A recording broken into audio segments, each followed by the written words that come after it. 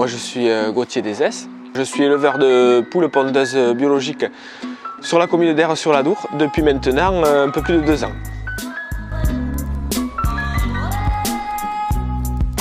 Donc j'ai fait un BTS agricole, production végétale, au lycée à Dax. Et j'ai ensuite travaillé pour une coopérative agricole, mais j'avais le désir de m'installer sur les terres familiales.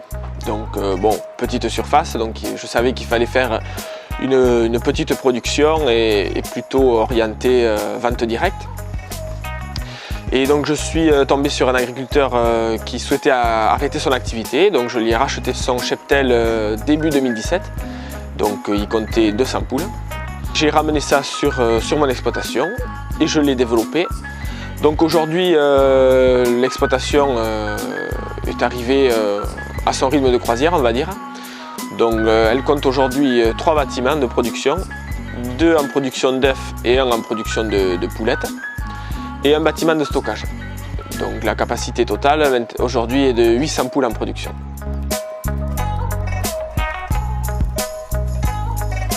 Alors une journée type, donc le matin c'est ouverture des poules. Après ça va être du triage, mirage, calibrage d'œufs et préparation des commandes. Ensuite c'est livraison, donc les livraisons 5 jours sur 7. Donc après on arrive en début d'après-midi, donc là ça va être ramassage des œufs et distribution de l'aliment une fois par jour aux alentours de 5h, 6h dans l'après-midi. Et après à la fin, fermer la volaille une fois que la nuit est tombée. Donc elles sont fermées la nuit pour éviter tout risque avec les prédateurs.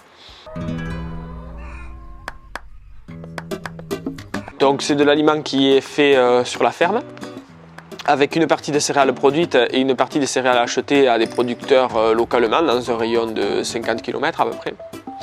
Donc l'aliment est composé de blé, féveroles, maïs, soja et un peu de tourteau de tournesol. Tout cela est fabriqué sur la ferme grâce à mon broyeur mélangeur et distribué quotidiennement aux poules.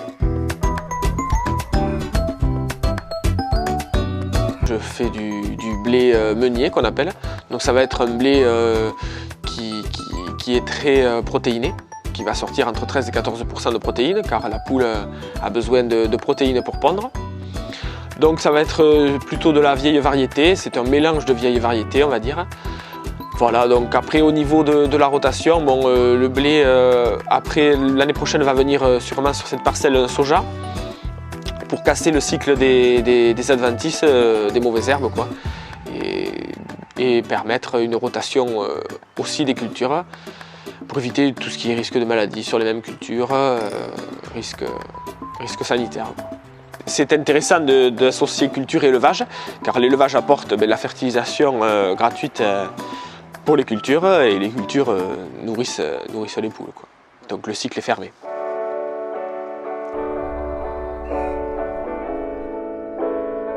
Déjà, l'agriculture, moi j'ai toujours dit, c'est par passion, parce que si on n'a pas la passion, on ne fait pas ce métier. Ça, c'est sûr que et puis si un jour on perd l'envie,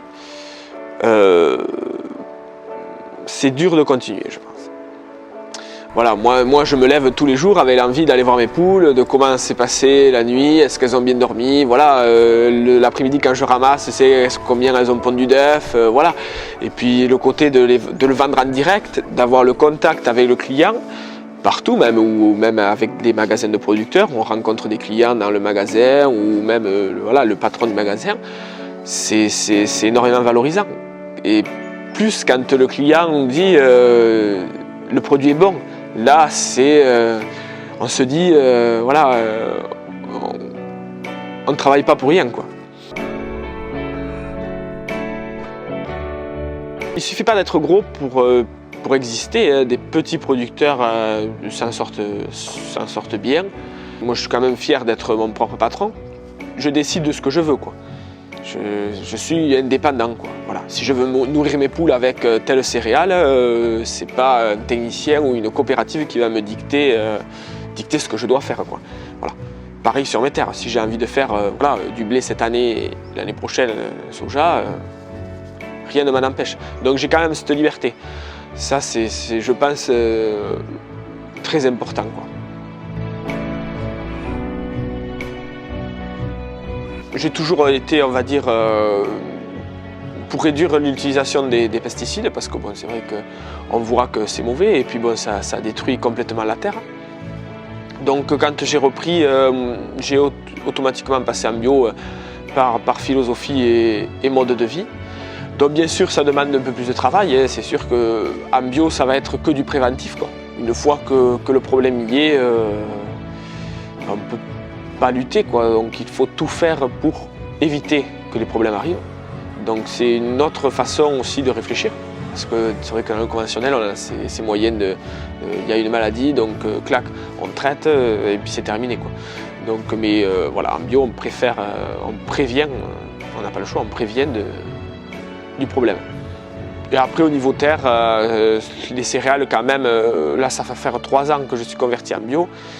Je commence à voir que les vers de terre reviennent, une vie du sol, de l'humus, de la matière organique reviennent dans les sols, ce qui était perdu depuis de nombreuses années.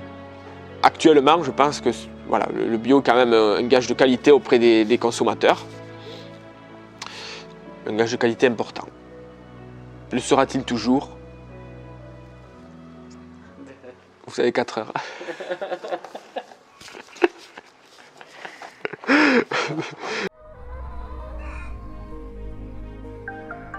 Non, mais c'est vrai, sera-t-il toujours au jour d'aujourd'hui? Bon, c'est vrai que, je peux prendre un exemple, la coopérative Terre du Sud ouvre des poulaillers avec 12 000 poules, labellisées en bio. Donc je me dis, aujourd'hui, moi j'ai le même label que des gens qui ont 12 000 poules, dans un même et seul bâtiment qui fait 3 000 m². Alors que moi, j'ai des petits poulaillers de 100 m², des petits parcours, des cheptels pas plus de 400 poules. Donc même l'ambiance de vie des poules et les conditions de vie ne sont pas pareilles quand il y a 400 ou 12 000 poules, quoi. Donc le problème, c'est qu'aujourd'hui, voilà, c'est ça le problème, on a le même label. Donc il faut quand même que le consommateur sache faire la différence. Après, l'atout, c'est que ces gros producteurs, ils produisent tellement de volume qu'ils ne sont pas sur les petits circuits courts auxquels les petits indépendants distribuent, quoi.